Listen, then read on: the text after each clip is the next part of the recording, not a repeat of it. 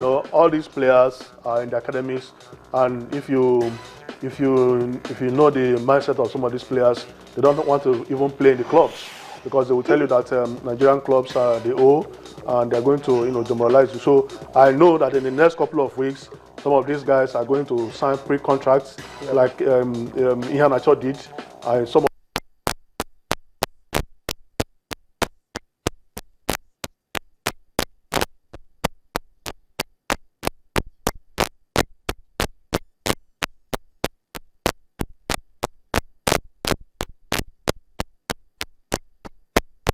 not because you have one interest or the other. If they get offers, look at the ones that will help them grow as a player. Okay. The money is very important because most of them are from very poor families.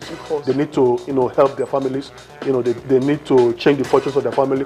But we also look at the overall interest of these players. So that long-term benefits. So that in the next 10, 15 years, they will still be playing football. They will rise. If they get into the wrong hands, then Nigeria will lose, then the players and their families will lose.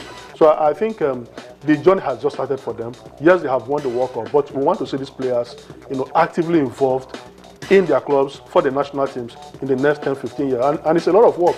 A lot of work, definitely. Now, what do you make of Amunike coaching tactics? Because in the first half of that particular game, people were like, what's happening? Some people were even tweeting, this game is boring. But second half, it was like you have different teams actually playing in that second half, not the same boys who played in the first half. Yeah, really, you have to give it to Amunike. First thing was a quick sub. We are losing a lot of balls, especially at the middle of the park. I think the boys, I don't really like, I can't say they're jittery, but I think something was missing. They could not even connect well. Victor Shemen was left alone doing the job. There wasn't connection, there was no cohesion. But there was a quick sub in the second half, and I think Amunike talked to them. You need to close up with Shemen because Shemen needs a lot of support going forward. Most time in the first half, the Wakale throws long ball to Shemen, and Shemen is left alone with 3 or 4 defenders. It's going to be difficult for him to beat them. But at some point, Bambury get closer. Iberi also get closer, and then it was very difficult movement for the Malian defender to really hold on to these guys. And we saw the goals come for us. Wakale was left on mark, shot well. And the ball beats the goalkeeper, and then Bambury's strike was also wonderful. So we need to give it to Emmanuel Amunike. I mean, we've seen a lot of things. If the FIFA study group could say they need to sit down with Emmanuel Amunike and for him to explain a lot of things about this boy, because I've not seen a central midfielder like Iwakali. He does a lot of work. How does Emmanuel Amunike implement that? He does create a lot of creativity job and also do some defensive work. And even score. And even scored goals. That spectacular free kick in the semi-final is something that will live in our memory for a very long time. So I think Emmanuel Amunike has really done well for the fact that during the African Under-17 Championship, we had a terrible performance and he was able to build a new team, adding 1 or 2, 3 players for us to emerge as champions. Kudos to him.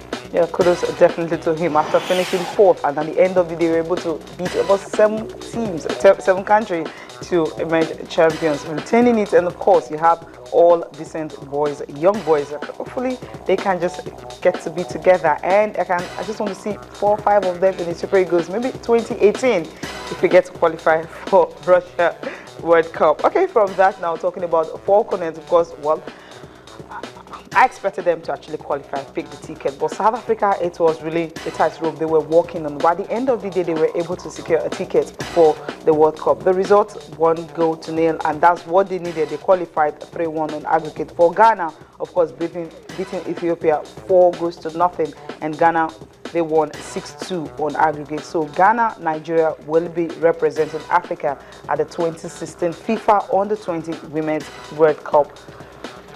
Okay, Ian, the result, were you surprised by it? Yes, I was pleasantly surprised, Cecilia. When we beat them 2-1 here 2 weeks ago in Abuja, knowing the South Africans very well, I thought they will, pull every available stunt, to get the ticket. But Chiwendu Ihezuo scored a goal in the first half, and the girls held on till the last minute, and got very heartwarming. And it also shows that the Debo has come of age, in handling the under-20 women's team.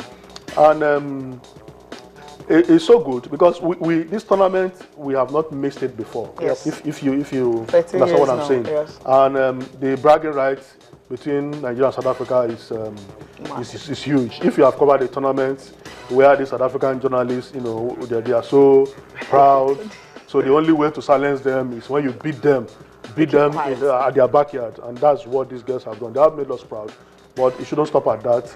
The gap between Nigeria and the rest of African countries, I think is closing on. If we could manage to beat them 2-1 here, it shows that we need a lot of work to do.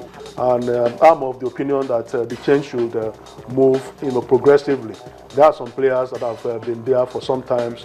We have a lot of quality in this country. We need to, graduate players. That is the essence of the tournament.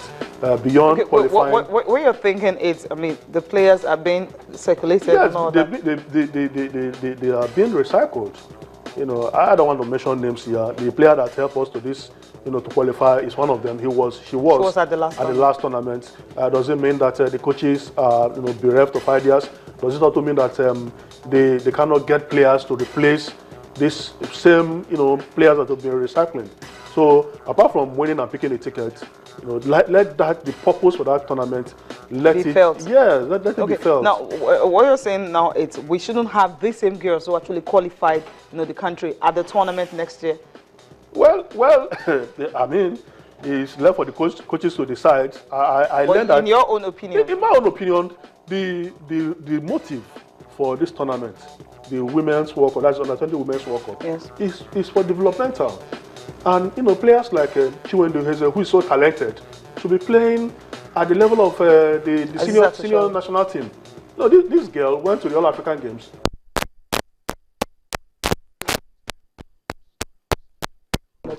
I know that the coaches are under pressure. The federation want to, they want get results. To get results. They want to play at the highest level. But you can still, there are still quality players. You can pick other players. I still have to show that we are all, up. Robo FC. Not even in the Premier League. So if we spread our drag nets properly, if we get a good scouting network, we can get more players, within the age brackets who could also do the work. That's the point I'm making.